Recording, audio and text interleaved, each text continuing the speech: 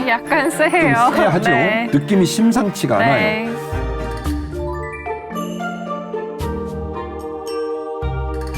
많이 알고 있다고 생각한 언약궤지만 전혀 모르는 이야기를 오늘 하는 거예요.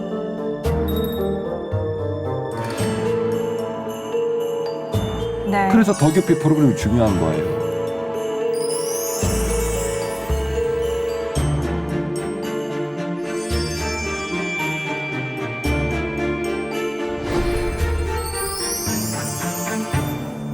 효인 씨, 일주일 동안 편안하셨죠? 네, 목사님도 잘 지내셨어요? 저도 잘 지냈습니다. 오늘은 더 깊이 이야기꾼으로 오늘 얘기할 주제가 굉장히 흥미로운 주제인데 내용이 좀 길다 보니까 1편으로 못 찍고 상하로 나누어서 2편으로 나누어서 이야기를 할 진짜 중요한 얘기를 들고 나왔습니다. 진짜 중요한 이야기가 무엇인가요? 자, 오늘 회차가 57회차거든요. 네. 우리가 이제 57회차까지 찍고 있다 보니까 성경 66권의 이야기들을 두루두루 섭렵하며 지금 점검해 나가고 있는데 특별히 성막 이야기, 성전 이야기 기억나시죠? 그럼요. 그리고 그 진행되는 곳에 있었던 뭐 제사법에 관한 이야기들 5대 제사도 많이 배웠고 그리고 야긴과 보아스라고 하는 두 기둥 이야기 네. 또 성전 미문 사건 이야기 네. 성막과 성전에 가는 얘기를 참 많이 다뤘습니다. 그런데 오늘은 우리 많은 시청자들이 궁금해할 법한 그리고 많은 신자들이 맞아 내가 잘 안다고 생각했는데 잘 몰랐구나라고 하는 중요한 거를 얘기를 하려고 합니다. 성막과 성전의 맨 안쪽 아무도 못 들어가는 맨 안쪽 그 안쪽에 기물이 하나 있습니다. 뭘까요? 지성소 안에 있는 언약궤요. 오늘 드디어 언약궤 이야기를 하는군요. 답이 나올 줄 알았어요. 언약궤에 들어있는 게 있어요. 뭐 들어있죠? 저 목사님 이렇게 질문하실 때마다 긴장해요. 그런데 다행히 아는 거 질문해 주셔서. 아이고 그래요. 십계명 두 돌판 그리고 오케이. 만나 오케이. 그리고 아론의 싹이 난 지팡이요. 아이고 맞았어요. 상을 줘야 되는데 어쨌든 많은 신자가 알고 있는 겁니다. 십계명 돌판 2개 하고 그렇죠. 그리고 아론의 쌍난 지팡이 하고 그리고 한 오멜의 만나를 담은 그릇 항아리. 네. 항아리 요 세 가지가 들어있다라고 이제 알고 있는 거죠. 그런데 성경을 깊이 들여다보면 좀 상이한 이야기가 많아요. 그리고 그 가운데 좀 깨닫고 생각해 보아야 될 영적인 교훈도 많고 그래서 이번 주와 다음 주에 걸쳐서 2주에 걸쳐서 아주 언약궤 이야기를 아주 집중해서 파고 들어갈 겁니다. 그래서 좋습니다. 이번 회차의 그 제목이 뭐냐면 여러분 잘 아시는 제목인데 언약궤 쉼표 그것이 알고 싶다.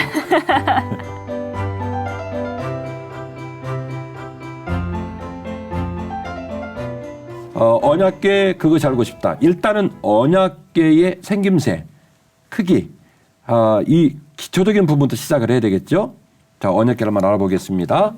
네, 제가 많이 사진으로 봤었던 언약궤 모습이에요. 맞아요. 왼쪽도 언약궤, 오른쪽도 언약궤인데 모양이 좀 다르죠? 그렇네요. 다르네요. 그 이유는 뭐냐면 원본이 없어서 그래요. 그러니까 저희가 친히 알고 있는 사진들은 사실 원본이 아닌 거네요. 예, 원본이 있으면 네. 원본 사진 들이대면 되지. 그렇죠. 원본이 없으니까 성경 말씀을 고증해가지고 지금 만들어 본 거예요. 이렇게 생겼을 것이다. 네. 그래서 왼쪽 것도 언약궤, 오른쪽 것도 언약궤. 특징이 있습니다. 박스로 돼 있고 그 박스에 고리가 4군데 있고 네. 봉이 들어가 있죠. 네. 봉이 들어가 있는 이유는 들어서 어깨에 매도록 네, 맞아요. 되어 있는 거고 그 위에 뚜껑이 있고 뚜껑 위에 천사의 날개를 가진 네. 그래서 그걸 그룹이라고 얘기하는데 두 그룹이 있고 두 그룹이 마주보고 있는 형식으로 되어져 있습니다. 네. 언약궤는 히브리어로 아론 하브릿이라고 얘기를 합니다. 아론 하브릿 예, 무슨 의미인가요? 하브릿이라는 말은 언약이라는 뜻이고 아론이라는 말은 궤, 틀이라는 말이에요. 아론이 괴라는 뜻이었군요. 예, 그래서 아론 하브릿 하면 언약의 궤 이런 뜻인데 제가 아론 하브릿을 말하는 이유가 뭐냐면 아론 하면 어디서 들어본 이름이잖아요. 그렇죠. 이름이 똑같아요. 그 아론이 그 아론이에요. 그렇구나. 그래서 아론 하브릿 하면 언약의 궤, 하브릿이 언약, 아론이 궤, 틀이라는 네. 뜻인데 아론도 똑같은 소리로 들려지고 똑같은 이름을 갖고 있지만 네. 우리가 알고 있는 그 아론은 다른 뜻이에요. 지혜로운 총명한 뜻이에요. 아하론. 그렇구나. 그래서 우리가 알고 있는 대제사장 아론하고 네. 아론 하브릿의 그 아론하고는 다르다. 다르다. 그러나 이름이 똑같다. 그래서 언약궤는 아론 하브릿이고 그리고 총명한 지혜로운 뜻을 가진 아론 아하론이라고 읽어야 될 텐데 어쨌든 네. 이 언약궤의 기능, 이 언약궤의 가치는 지금 말했던 것처럼 첫 번째 가치는 언약입니다. 하나님께서 언약궤를 통해서 하나님 백성하고 약속을 준 거예요. 그 약속을 상징하는 게 뭐냐면 십계명의 두 돌판이죠. 네. 그러니까 그 돌판이 뚜껑을 열고 언약궤 속에 언약궤 안에 들어갔군요. 들어 있으니까 네. 이 궤 이름이 뭐가 된 거냐면 언약궤인 거예요. 언약궤. 언약이 네. 빠지면 하브릿이 빠진 거예요. 아, 그러니까 그렇네요. 아론만 네. 있는 거죠. 그러니까 이제 그러면 더 헷갈렸을 거예요. 아론 이랬을 텐데 아론 하브릿이 된 것은 그 안에 하브릿이 들어가니까 언약이 들어가니까 아론 하브릿이 되어서 언약궤가 된 거고 네. 아론은 정확하게 아하론 지혜로운 총명한 이런 뜻을 갖고 있는데 그러니까 대제사장 아론은 아하론 그 총명하다라는 뜻인 거죠. 맞습니다.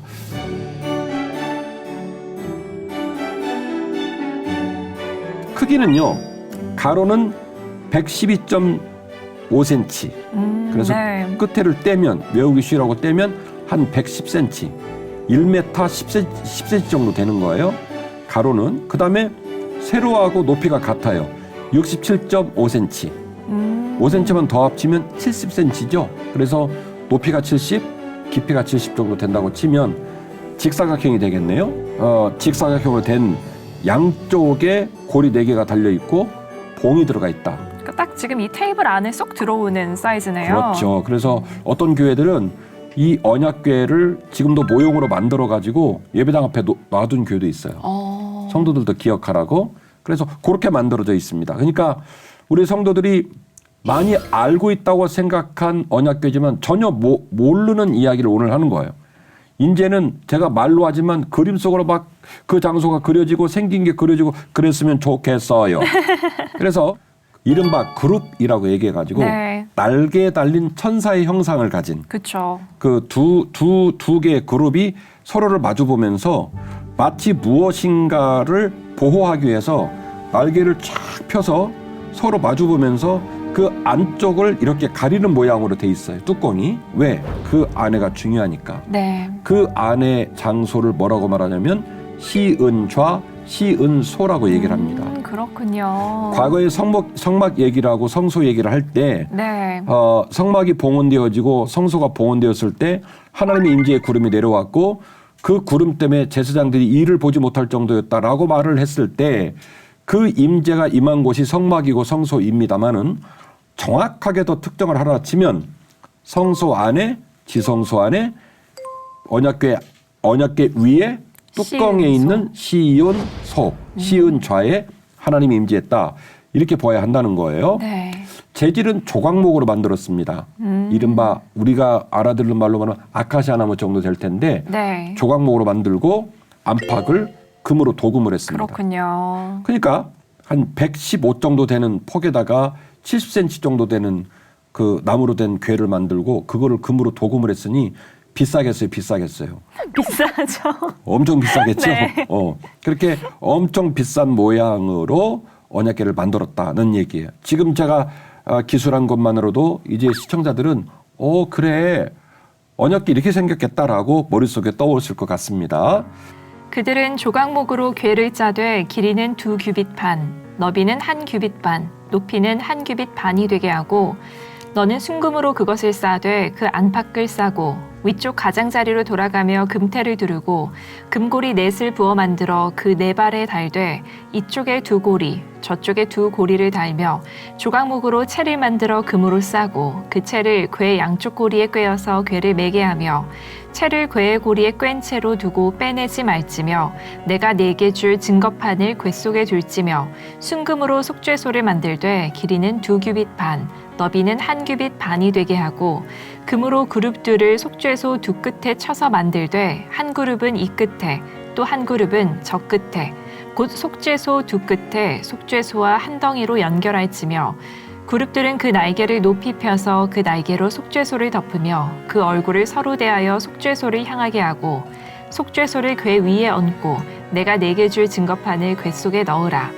거기서 내가 너와 만나고 속죄소 위 곧 증거궤 위에 있는 두 그룹 사이에서 내가 이스라엘 자손을 위하여 내게 명령할 모든 일을 내게 이르리라.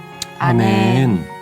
어때요? 이제 제가 설명을 해주고 오늘 본문을 읽으니까 마음이 그냥 쑥 들어오죠, 이 얘기가. 네, 이 그림을 보고 또 말씀을 읽으니까 더 네. 잘 그려지는 것 같아요. 되게 어려운 말씀 같은데 제가 설명을 하고 얘기하니까 귀에 쏙쏙쏙 네. 들어올 거예요. 아론 하브릿. 결국 언약궤가 갖고 있는 두 가지 정체성. 하나는 임재, 하나는 언약이란 말이 하브릿이 그 아론 안에 궤 안에 들어가서 이름이 아론 하브릿이 되었고 네. 그 안에 하나님의 언약이 들어있으니까 첫 번째는 이 궤의 이름이 언약, 하나님과 백성 사이의 언약이라는 의미를 갖고 있고 또 하나는 이 하브릿을 싸고 있는 아론의 궤의 뚜껑, 그 뚜껑에 두 그룹이 있고 두 그룹이 감싸고 있는 그 안쪽, 뚜껑 안쪽을 시은좌, 시은소라고 얘기를 하니 이거는 하나님이 직접 하신 말씀이에요. 그래서 내가 그곳에 임하게 될 것이다 라고 얘기를 했기 때문에 결국 언약궤는 두 가지의 정체성을 갖고 있는 거예요. 하나는 언약, 하나는 하나님의 임재라고 하는 정체성을 갖고 있다고 볼 수가 있겠습니다.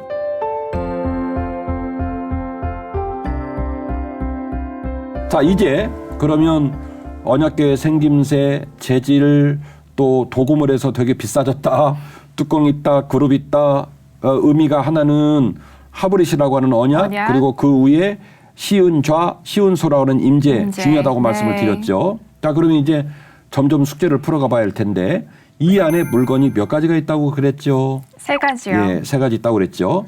시청자들이 많이 알고 계신 3가지가 이 언약궤 안에 들어있었다라고 말을 하는 이유가 있습니다. 첫 언약에도 섬기는 예법과 세상에 속한 성소가 있더라. 예비한 첫 장막이 있고 그 안에 등잔대와 상과 진설병이 있으니 이는 성소라 일컫고 또 둘째 휘장 뒤에 있는 장막을 지성소라 일컫나니 금 향로와 사면을 금으로 싼 언약궤가 있고 그 안에 만나를 담은 금 항아리와 아론의 쌍난 지팡이와 언약의 돌판들이 있고 그 위에 속죄소를 덮는 영광의 그룹들이 있으니 이것들에 관하여는 이제 낱낱이 말할 수 없노라. 아멘. 히브리서만 돼도 구약 성경을 인용하고 있지 않습니까? 그쵸. 그러니까 결국에는 우리가 이 얘기를 좀 더 정확하게 이해를 해보려면 어떤 연유로 어떤 스토리로 이런 물건들이 언약궤 쪽으로 진입을 하게 됐는지 사연을 알면 참 더 생각이 풍성해질 거예요. 네. 생각이 풍성해질 거예요. 그냥 목사님이 성도 여러분 언약궤에는 법궤하고 아론의 쌍난 지팡이 만나의 항아리 있습니다. 끝. 아 그렇군요. 이렇게 끝나버리는 게 아니라 왜 이 물건들이 그 안으로 진입을 했지? 아론 하브릿이 왜 이름이 그렇게 됐지? 알고 나서 이렇게 읽거나 생각하면 더 풍성해져요. 네. 그래서 더 깊이 프로그램이 중요한 거예요. 맞습니다. 자, 그래서 결국 히브리서 9장이 말하고 있는 이 3가지가 한꺼번에 같이 들어있었다라고 얘기하는데 제가 성경을 연구하는 더 깊이 이야기꾼으로 보면 그럴 수도 있고 그러지 않을 수도 있다. 그래서 좀 더 정확하게는 표현을 좀 더 완곡한 표현을 써야 되지 않을까 이런 생각을 하게 되는데요. 첫 번째로 방금 우리 주인 씨가 읽어주신 대로 출애굽기 25장 1절 예보문을 쭉 읽어주시면서 그 안에다가 명백하게 하나님이 빼도 박도 못하게 변명의 여지 없이 넣으라고 하는 물건이 있는데 그게 뭐냐면 언약이에요. 하브릿. 네. 하나님께서 언약을 궤에다 넣어라. 이거는 뭐 논란의 여지가 없습니다. 출애굽기 25장에서 넣으라고 얘기하셨으니까. 그래서 넣어라. 그럼 넣은 거예요. 그러니까 언약궤 안에 언약이 들어있다라고 하는 것은 불보듯 뻔합니다. 그래서 그쵸. 이 그림은 변치 않은 거예요. 그 궤 이름은 여전히 언약궤가 되는 거예요. 네. 왜? 그 안에 언약이 있으니까. 그쵸. 그래서 첫 번째는 출애굽기 25장 16절 말씀에 있는 것처럼 그 안에 언약의 말씀을 집어넣으라는 얘기예요. 첫 번째 여기서 말하고 싶은 가치, 의미가 뭐냐면 영의 양식입니다. 영의 양식, 네. 하나님의 말씀, 네. 영의 양식을 언약궤에 집어넣어라. 자, 그 다음에 두 번째로는 만나 한 오매를 담은 네. 항아리가 나오게 되는데 이 가치는 뭐냐면 육의 양식이에요. 그렇군요. 묘하죠? 네. 하나는 영의 영의 양식, 양식, 하나는 육의 육의 양식. 양식. 그러니까 만나가 도대체 왜 지성소 안으로 들어와서 지성소 안쪽에 있는 건지 언약궤에 들어간 건지는 생각을 좀 해봐야 되겠지만 굳이 하브릿이라고 하는 이 언약과 만나가 왜 같이 있어야 되는지를 생각할 때 네. 그리고 성막을 중심으로 살면서 또 우리가 예배당을 중심으로 예배드리며 살면서 하나님의 풍성하심, 제가 이전에 제사법을 말하면서도 하나님께서 그 제사의 제도를 통해 온 백성이 하나님께 모든 걸 희생하는 걸 원치 않으셨다. 백성들의 풍요로움과 그 백성들의 물질이 위아래로 흘러가면서 그들 모두가 더불어 살 수 있는 부분들을 생각하셨다. 이 하나님의 마음의 섬세하심을 제가 여러 번 강조를 했듯이 결국 언약궤 안에도 이런 원리가 작동이 되는 거예요. 네. 하나는 영의 양식, 또 하나는 육의 양식의 양식. 의미를 갖고 있었다는 거죠. 이스라엘 족속이 그 이름을 만나라 하였으며 가시같이 희고 맛은 꿀 섞은 과자 같더라. 모세가 이르되 여호와께서 이같이 명령하시기를 이것을 오멜에 채워서 너희의 대대 후손을 위하여 간수하라. 이는 내가 너희를 애굽 땅에서 인도하여 낼 때에 광야에서 너희에게 먹인 양식을 그들에게 보이기 위함이니라 하셨다 하고 또 모세가 아론에게 이르되 항아리를 가져다가 그 속에 만나 한 오멜을 담아 여호와 앞에 두어 너희 대대로 간수하라. 아론이 여호와께서 모세에게 명령하신 대로 그것을 증거판 앞에 두어 간수하게 하였고 사람이 사는 땅에 이르기까지 이스라엘 자손이 40년 동안 만나를 먹었으니 곧 가나안 땅 접경에 이르기까지 그들이 만나를 먹었더라. 아멘. 제 입장에서는 이 만나를 읽을 때마다 가끔씩 꿀꽈배기가 생각이 나요. 아시죠? 네. 저 슈퍼에 가면 네. 이렇게 그 꽈배기인데 꿀 발라져 있는 그 꿀꽈배기 잡숴보셨나 모르겠지만 제가 그 먹을 때 만나가 이렇게 생겼나? 이런 생각을 하게 되는데 방금 읽어주신 얘기가 그런 느낌을 연상하기 때문에 그렇습니다. 자, 그런데 어쨌든 지금 이 본문은 원래 만나가 왜 지성소로 들어가게 됐는지를 말하고 있는 이 본문은 뭐라고 말하냐면 증거판 앞에 두라고 얘기를 했어요. 네. 그러니까 표현 방식의 차이인데 증거판과 함께 두라 그러면 언약궤 안으로 들어갔을 가능성이 높고 아, 그렇네요. 앞에 두라고 했네요. 증거판 네. 앞에 두라고 얘기를 하면 어쨌든 언약궤 앞에 있었을 가능성도 높죠. 네. 그러니까 정확하게 말하면 들어갔는가 들어가지 않는가는 나중에 저 아론 할아버지하고 모세 할아버지 만나서 커피 한잔 하면서 여쭤봐야 될 일이지만 어쨌든 지성소 안에 있었던 건 분명하고 네. 그리고 이 만나 항아리가 언약궤 안에 있었냐 없었냐라고 하는 부분은 논란의 여지는 좀 있다. 히브리서는 분명히 다 들어있다고 얘기를 하고 있지만 만나가 왜 지성소와 언약궤로 가야 했는지를 기록하고 있는 본문을 보면 좀 그런 부분이 모호해 보이긴 한다. 그러나 만나가 왜 그 안으로 들어가는지에 대한 의도는 명백합니다. 하나님께서 언약의 말씀으로 영의 양식으로 하나님의 백성을 먹이시고 뿐만이 아니라 육의 양식인 만나로 그들을 지키시고 먹이셨다는 것을 잊지 기억하라. 말라는 네. 거예요. 기억하라는 거예요. 언약처럼 네. 잊지 말라는 거예요. 그런 맥락 속에서 만나가 들어가게 됐다. 이제 두 가지 풀었습니다. 마지막 세 번째는 아론의 쌍난 지팡이가 되겠습니다. 아론의 쌍난 지팡이는 어떤 의미를 갖고 있냐면 부활의 새 생명을 얘기하는 거예요. 주인 씨, 지팡이는 죽은 나무입니까? 죽은 나무입니까? 질문이 쉬워서 좋아요. 죽은 나무입니다. 많이 죽은 나무죠. 네. 제가 탄자니아로 이렇게 그 선교를 갔을 때 탄자니아 마사이 족장들이 다 이 지팡이를 들고 나왔어요. 근데 너무 예쁜 거예요. 네. 그래서 제가 아니 어떻게 지팡이를 다 들고 다니냐 그랬더니 그분들이 역질문을 하는 거예요.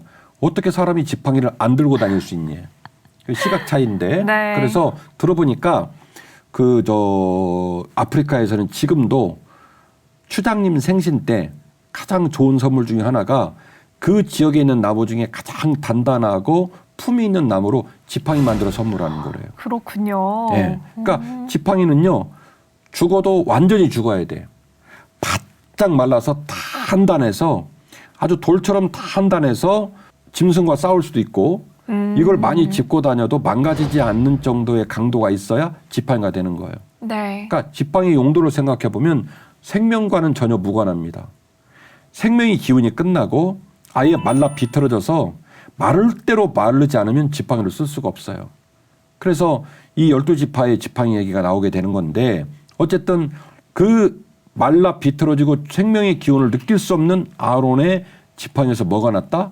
싹이 났다는 네. 얘기예요. 그래서 싹난 지팡이가 이제 지성소로 들어오게 된 건데 여호와께서 모세에게 말씀하여 이르시되 너는 이스라엘 자손에게 말하여 그들 중에서 각 조상의 가문을 따라 지팡이 하나씩을 취하되 곧 그들의 조상의 가문대로 그 모든 지휘관에게서 지팡이 12를 취하고 그 사람들의 이름을 각각 그 지팡이에 쓰되 레위의 지팡이에는 아론의 이름을 쓰라. 이는 그들의 조상의 가문의 각 수령이 지팡이 하나씩 있어야 할 것임이니라. 그 지팡이를 회막 안에서 내가 너희와 만나는 곳인 증거궤 앞에 두라. 내가 택한 자의 지팡이에는 싹이 나리니 이것으로 이스라엘 자손이 너희에게 대하여 원망하는 말을 내 앞에서 그치게 하리라. 모세가 이스라엘 자손에게 말하매 그들의 지휘관들이 각 지파대로 지팡이 하나씩을 그에게 주었으니 그 지팡이가 모두 12이라. 그 중에 아론의 지팡이가 있었더라. 모세가 그 지팡이들을 증거의 장막 안 여호와 앞에 두었더라.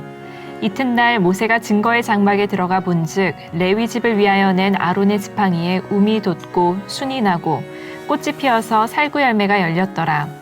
모세가 그 지팡이 전부를 여호와 앞에서 이스라엘 모든 자손에게로 가져오매 그들이 보고 각각 자기 지팡이를 집어들었더라. 여호와께서 또 모세에게 이르시되 아론의 지팡이는 증거궤 앞으로 도로 가져다가 거기 간직하여 반역한 자에 대한 표징이 되게 하여 그들로 내게 대한 원망을 그치고 죽지 않게 할지니라. 아멘. 좀 긴 본문인데 제가 네. 주인 씨에게 이걸 읽으라고 말씀드린 이유가 있습니다.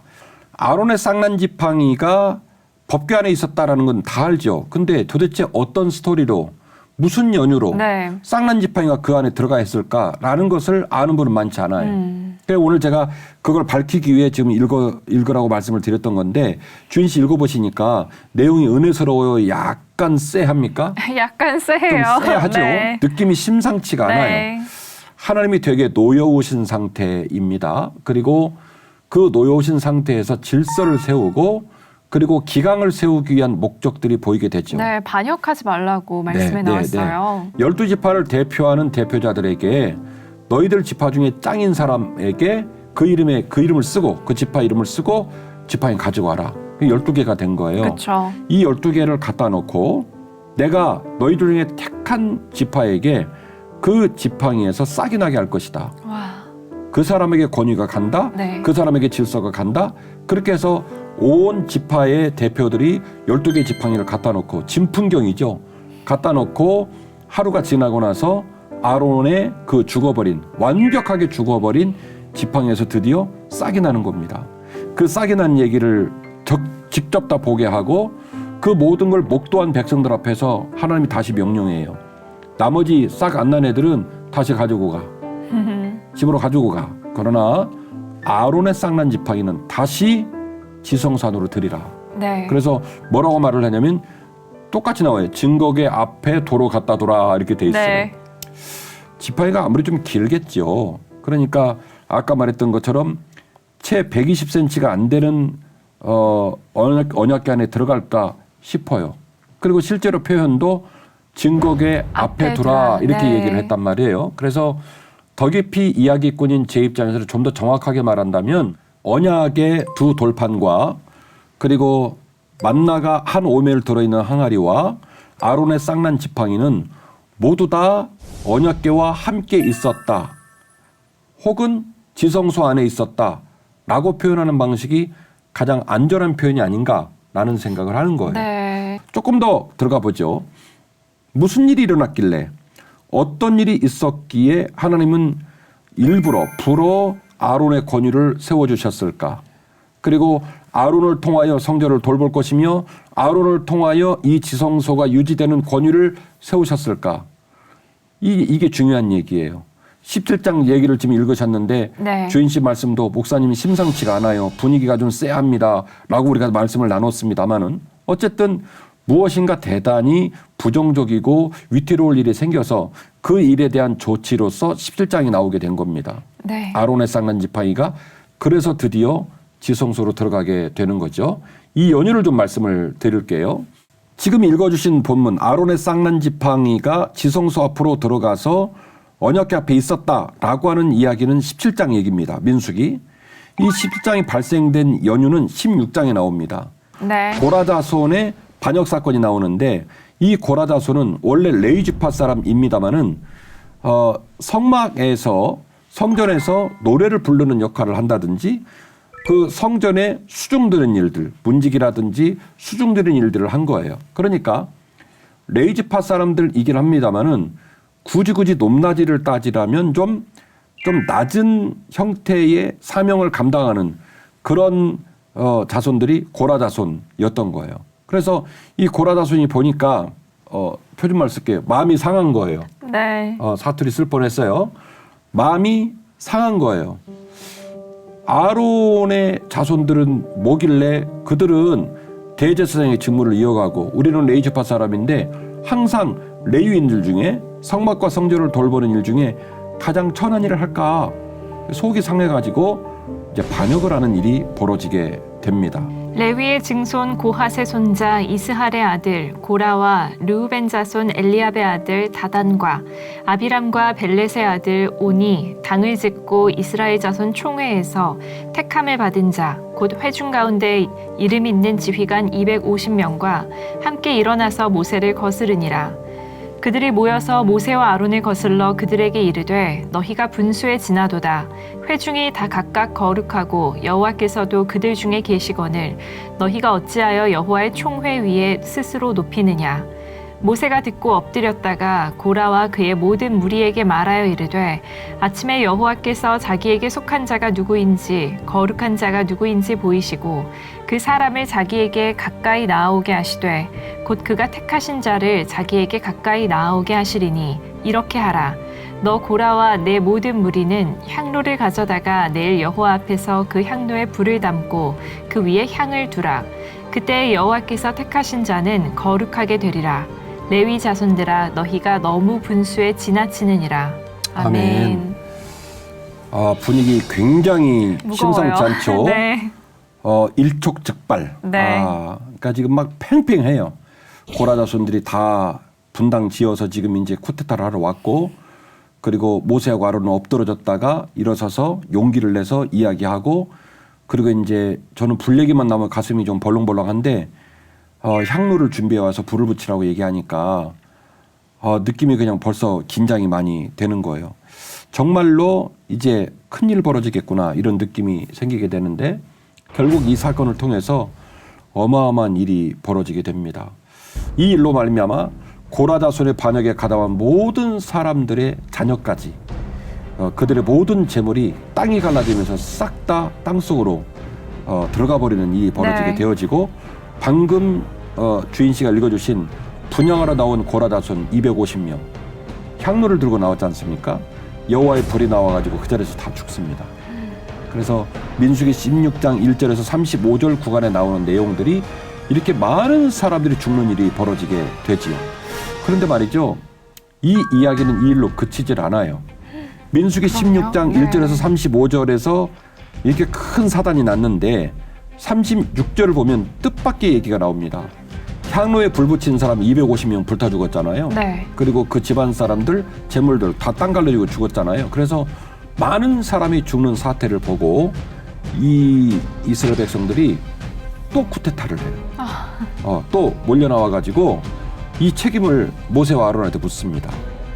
너희들 때문이다. 너희들 때문에 그 많은 사람이 죽었잖냐.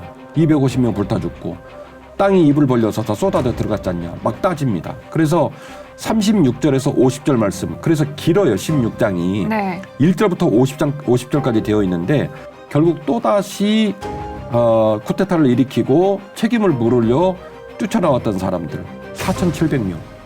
4,700명이 연병에 걸려 죽습니다. 세상에. 그러니까 사실은 하나님 입장에서는 기가 막힐 노릇이에요.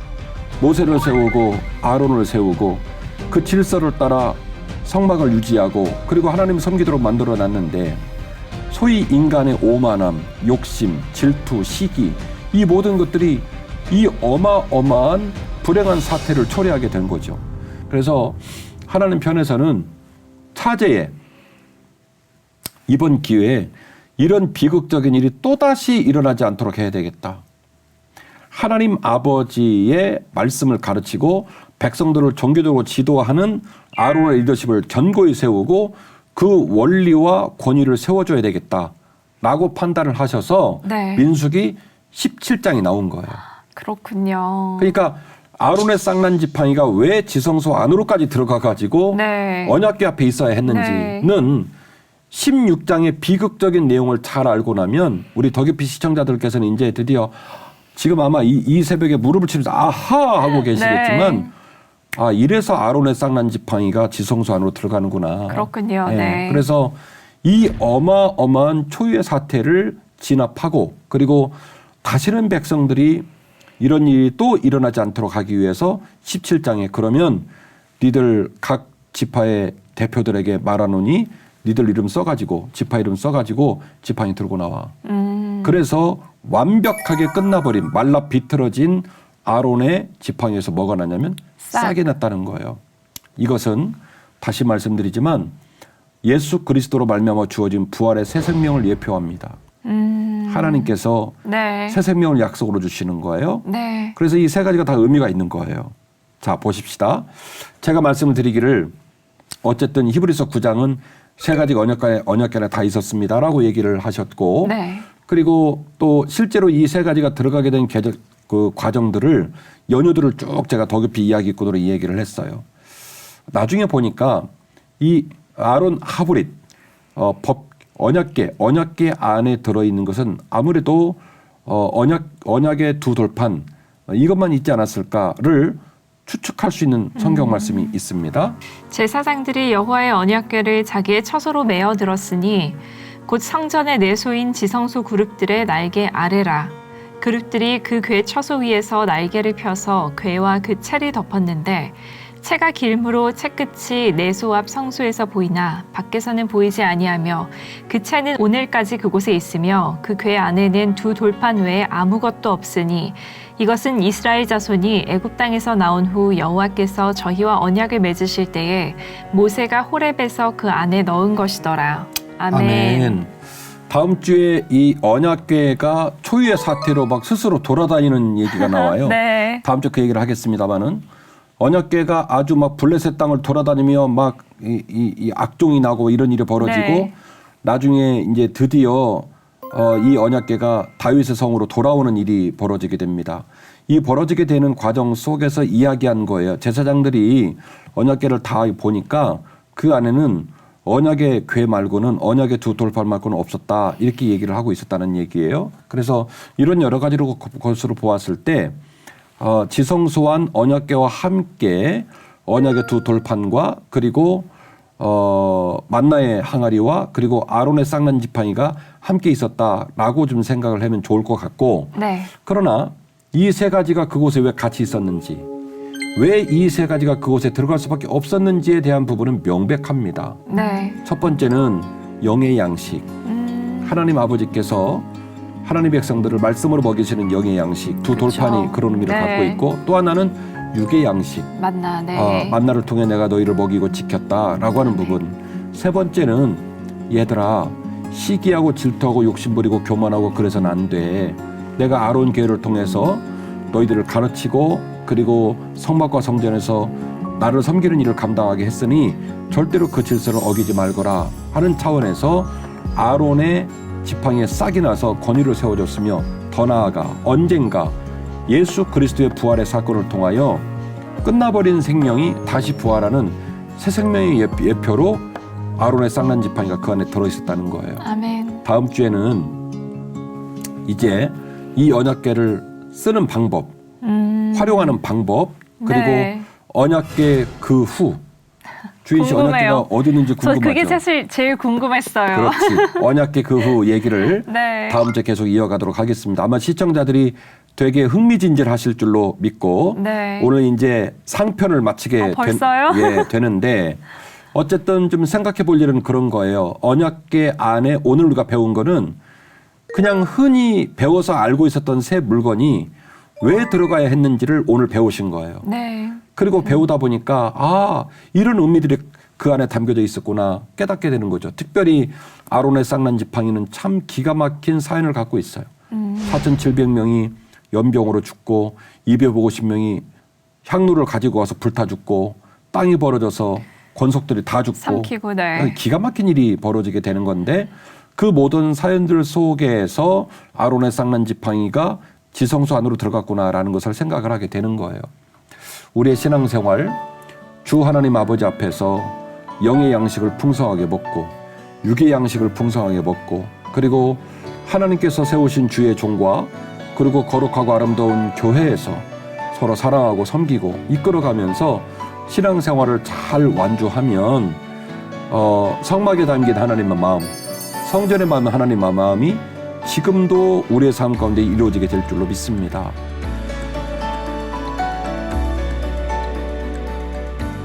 저는 그 언약궤에 들어가는 물건이 갖고 있는 그 상징하는 의미에 대해서는 좀 처음으로 묵상을 해본 것 같습니다. 예. 그래서 하나님을 기억할 때 우리가 항상 영의 양식을 주시는 하나님, 하지만 우리의 육적인 피로도 채우시는 하나님을 기억하는 게 중요하고 또 반역하지 말라고 하신 게 여호와를 경외하는 법을 가르쳐 주신 것 같아요. 그래서 하나님을 경외해야겠구나 그 생각을 많이 하게 됐습니다. 주인 씨는 항상 정답을 얘기해서 제가 항상 감동을 받는데요. 하나님은요 경외의 대상이에요.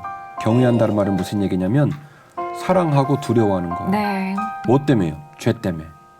하나님 무슨 폭군이라 두려워하는 게 아니라 죄 때문에. 하나님은 사랑하고 두려워하고. 그러니까 두려워한다는 말이 뭐냐면 우리가 죄인이라는 걸 잊지 않는 거예요.